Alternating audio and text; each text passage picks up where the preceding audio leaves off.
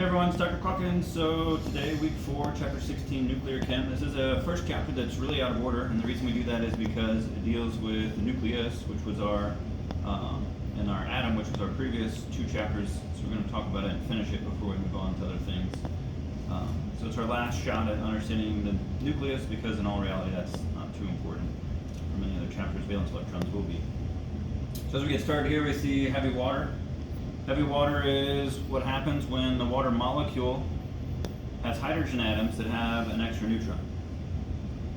So oxygen weighs 16. It's number 8. These are number 1s for hydrogen. So 16 plus 2 gives you 20. And water is normally 18, which would be 16 plus 1 plus 1. But this is the isotope of hydrogen. So this is what happens when hydrogens carry an extra neutron. This is why these are 2s instead of 1s. The name for hydrogen 2 is deuterium, so sometimes it's written as 2 or it's just hydrogen 2. Same thing. Normal hydrogen is hydrogen 1. So the fact that both of these are true gives you D. The problem with A, if you contain magnesium, ferric, and calcium ions, we would call you hard water, not heavy water. So maybe your sink produces calcium stains or whatever, but that's different from heavy water. Number 4, what is the magic number when the atomic number and the number of neutrons is the same? So that neutron-proton ratio is 1 to 1. That's the red line of that chart we saw in the lecture notes, as well as in our PowerPoint notes. So that magic number was 20. After 20, from the periodic table, you can see that it goes pretty quickly up. So 20, it's still 20 and an average of 40 in weight. You go to 30, now it's 30 and 65, so 30 and 35 neutrons roughly on average. Go to 40, 40 and 91, so now we're 40 and almost 51 neutrons, so 20 is really the last number where it's going to be a great match for half and half. And you see that in the homework. Then we have 2 math problems based on half-life. We did that Twizzler experiment to help with these as well. Just remember, if you want most stable, you want the longest half-life. So definitely 56 versus 72. 72 is higher, so 56 is out.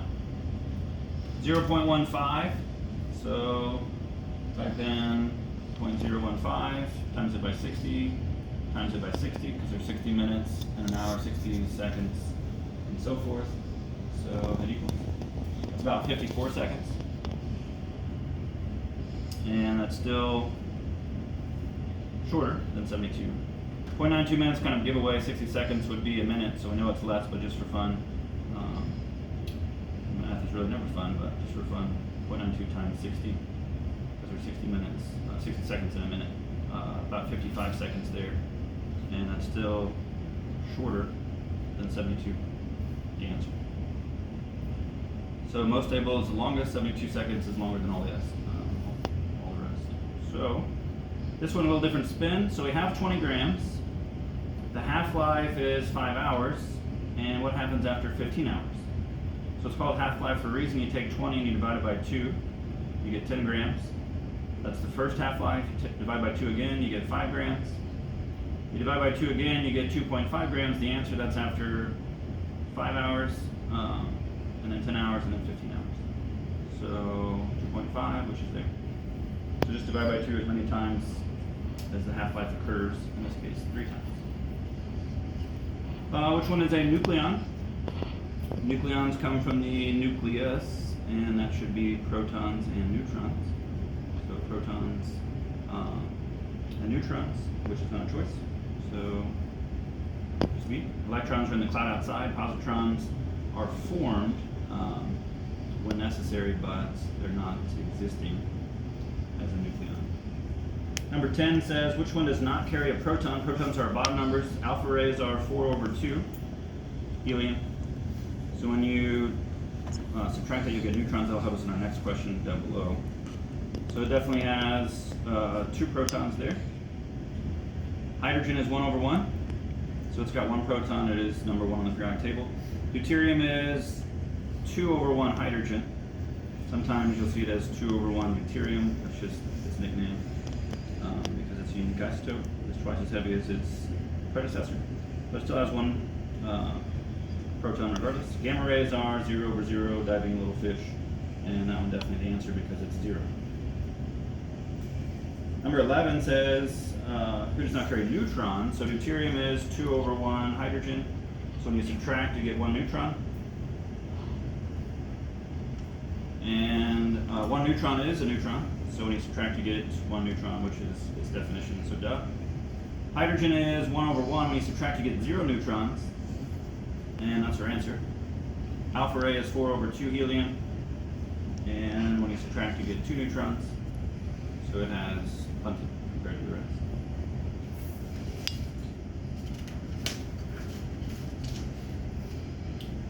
Who is the lightest particle?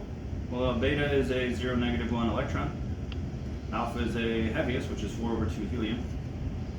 Proton is 1 over 1 p, and neutron is 1 over 0 n. So basically, these are the same in mass, and we saw that in a previous chapter. They're about 1 mass unit each. Here we definitely have the heaviest with 4, and the lightest has got no mass. It takes over 1,800 electrons to be the mass of 1 proton or neutron. So there's our lightest particle.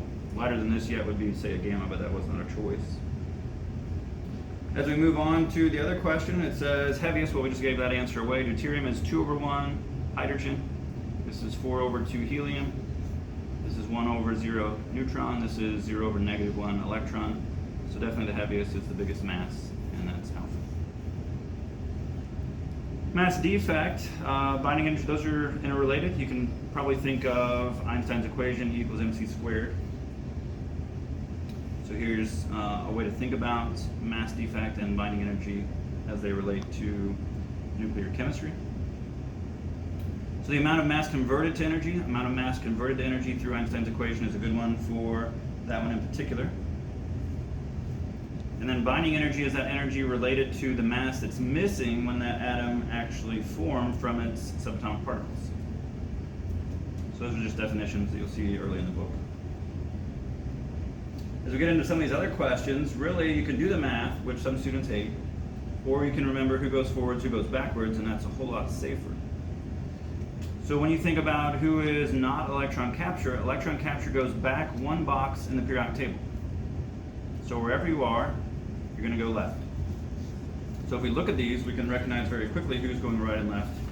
This one says not electron capture, so not going left. If you find rubidium, they say rubidium to krypton. Rubidium is 37, back to krypton is 36, that's electron capture. If you take a proton, which is 1 over 1, and you get 1 over 0, that's going back. That's the process of what happens in electron capture. If you go from mercury to gold, this would make Gaber very happy. This is one of the elements as an alchemist he wanted to convert into gold. That's going backwards 1, so that's electron capture. Then we have thorium to proactinium. Thorium to proactinium is going forward. Forward is beta. It's the only one that goes forward. So there's our answer. This one is a beta emission, not alpha.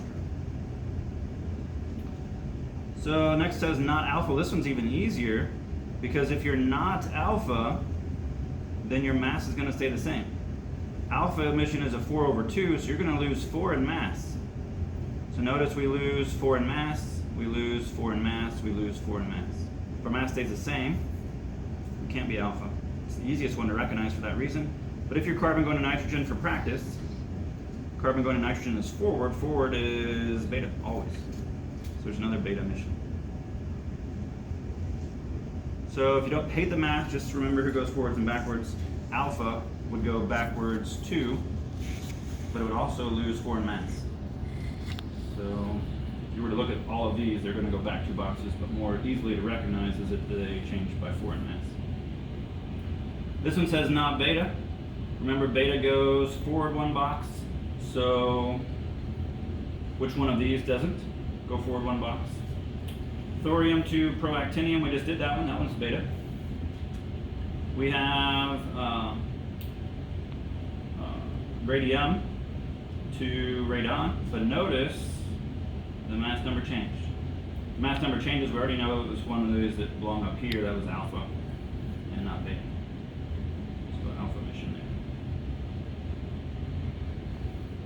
Let's just prove the other two though. Strontium to ytterbium. Strontium forward to ytterbium, check. And then iodine to xenon. So iodine to xenon forward, check. Those should be beta just fine. Very similar are these. It says nickel 63 to copper 63. So we know it's not alpha because the mass numbers stay the same. But let's just find them and see if it goes forwards or backwards. So nickel to copper. Nickel is 28, copper is 29. It moved forward, that's beta. What happens in beta? Beta kicks out an electron. So if electrons are kicked out, that's just another fancy name for being released, emitted. Alpha particle would have changed its mass. Electron is captured, would have taken nickel back to cobalt. That would be the wrong direction. And a neutron was released. That never happens. The only time you can get neutrons releasing is when you do fission reactions, and that's definitely not any of this. What about number 26? 26 says beta. So what happens in beta? Well, 25 is beta. You're going to release an electron. What's going to happen to you if that happens? Well, you're going to increase your atomic number by 1. So increasing atomic number by 1, it's going to take you from, say, nickel, which was 28, to copper that was 29. Look at these other ones just to give reference to the next couple questions. It says mass number decreased by 4, that's alpha. Mass number decreased by 1 never happens, ever. Atomic number decreased by 2 units, that's also alpha. So the only one left was the answer beta. So as we look at 27, it says what happens with alpha? Well, we have 2 choices there. If our atomic number decreases by 1, that's not the answer, but that is positron or electron capture. If the atomic number is increased by 1, that's beta. That was the answer to the previous question. If the mass number is decreased by 4, the mass number is decreased by 1, this one never happens, but 4 units does happen because an alpha is 4 over 2 helium. And that's what we want. When an unstable nucleus expels a positron, well, we already know the answer from the previous question. It's the decrease by 1 unit atomic number. And that's what we see. This one says increase by 1, that's beta. This one says decrease by 1, which never happens. Atomic number decreased by 1, bingo.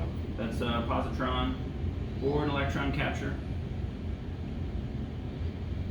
And then decreased by 4, that's alpha. So get rid of it. So hope that helps keep straight who's what. Comes back to that same idea from our chart. 32 talks about identify X. So we have 238 uranium. Uranium is also number 92 on the periodic table. Let's keep this close by. So we have a 92. Carbon is a 6. Californium is a 98. And then we have some X. We already know that these two, 98, needs to equal 98. So we know that whatever X is, doesn't have any weight, because that 2 has to equal 98. And then the top, we have 238 and 12, that makes 250. We already have 244. If that makes 250, we need a 6. So we need a 6 over 0 something. That's what X is. Well, a proton is a 1 over 1p, so that would be 3 over 3. Electrons would be 0 over negative 1. If you have 6 of those, that would be a negative 6 on the bottom. We need a positive 6 on the top. 1 alpha particle would be a 4 over 2 helium. That's not going to work. So the only one that's going to work is 6 neutrons. 6 1 over 0 n's will give us that 6 over 0 that we want. So bingo. A little messy, but bingo. Couple left, and then we're done with this one. So alpha particle is neutral. It is a 4 over 2 helium, but it did come from the nucleus. If it came from the nucleus, it has no electrons. So because it has 2 protons, it's still a positive 2 charge. We don't think about charge in this chapter because it interferes with our math. Charge is unimportant in that sense. So this is false. Technically, an alpha particle does have a positive 2 charge, and that's why we use it to find the nucleus in the gold foil experiment in week 3. Number 44, nuclear fission is the holy grail of energy production. That's false. Nuclear fusion, what the sun and the stars do, is what we want to be able to do on Earth, because then our byproduct is helium. Having toxic waste helium that you can put in a birthday balloon is a whole lot better than fission that produces nuclear waste that make Ninja Turtles in the sewers of New York or whatever. Lastly, we got some of our reactions again. Forwards, backwards, backwards 2. So remember, beta goes forwards 1, electron capture goes backwards 1, alpha goes backwards 2. But what's important about alpha is the mass changes. So let's find those first. Mass changes, we know those have to be alpha. So it's definitely going to be the fast and the furious answers that you can find. Then you have to go to the periodic table to find the rest. Those would have went backwards 2. So uranium, backwards 2 to thorium, check. Thorium, backwards 2. So 90 backwards 2 to radium, check. But now we have potassium to argon. Potassium 19 back to argon 18. So backwards is electron capture. This was our example for electron capture when we talked about granite countertops and so forth. Carbon to nitrogen. Carbon to nitrogen is forward, so that's beta. And then fluorine to oxygen. That's number 9 back to number 8. That should be electron capture. Lastly, when we look at our chart of stability, who's who? So who's who is based on this idea of how does it meet that red line. So that red line would look like this. This was protons. This was 1 over 1, 1 over 0 neutrons. And what we saw about that picture in the notes was it creeps up pretty quick after number 20. So if we go over 1 in hydrogen, so we go over 1 but we don't go up any, we're going to be below. So hydrogen, definitely the easiest one to think about because it has no neutrons, you're not going to go up at all. Carbon 12, you go over 6 and then you go up 6, you're going to meet on the line just perfect because you go over just as much as you go up. So that's going to be directly on the line. The problem with uranium is number 92. So you go over 92, way over here to 92, and then you take 238, and then you subtract 92, you're going to have to go up 146. So you go over 92 and you go up 146, you're going to be way up here. And that's going to be way above that 1-to-1 kind of line. So hopefully that helps you. I think that was it for this homework. So we'll see you next time.